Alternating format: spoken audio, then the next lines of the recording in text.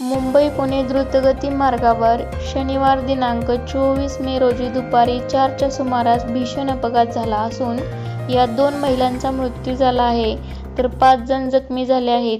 Khopoli police Thane हद्दीतील ही घटना आहे. समोर आलेल्या माहितीनुसार शनिवार असल्याने द्रुतगती मार्गावर वाहनांची संख्या अधिक होती. दरम्यान द्रुतगती मार्गावरील खोपोली फूड मॉलजवळ दुपारी 4च्या सुमारास वाहतूक काही कारणास्तव थांबली होती.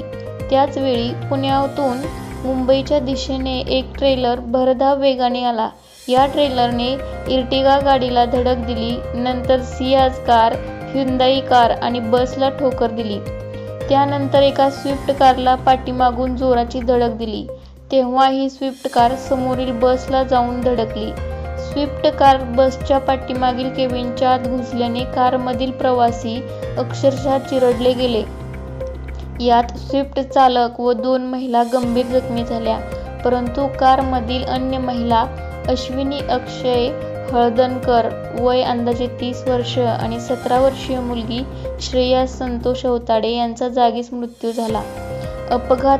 अपघातात वसुधा विजय जाधव, सारिका अवताडे, सारिका विजय जाधव, अविनाश विजय जाधव व अक्षय हळदणकर हे जखमी झाले आहेत.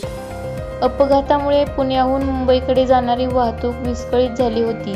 घटनेची माहिती मिळताच महामार्ग पोलीस, IRB यंत्रणा, देवदूत यंत्रणा, खोपोली पोलीस आणि हेल्प फाउंडेशनचे पथक घटनास्थळी दाखल झाले. यंत्रणांनी तातडीने मदत व बचाव कार्य सुरू केले. जखमींना बाहेर काढून रुग्णालयात दाखल केले. त्यानंतर क्रेनच्या सहाय्याने अपघातग्रस्त वाहने बाजूला करून वाहतूक सुरळीत करण्यात आली. अपघात खोपोली पोलीस ठाणे हद्दीत घडला असून पोलीस अधिक तपास करत आहेत.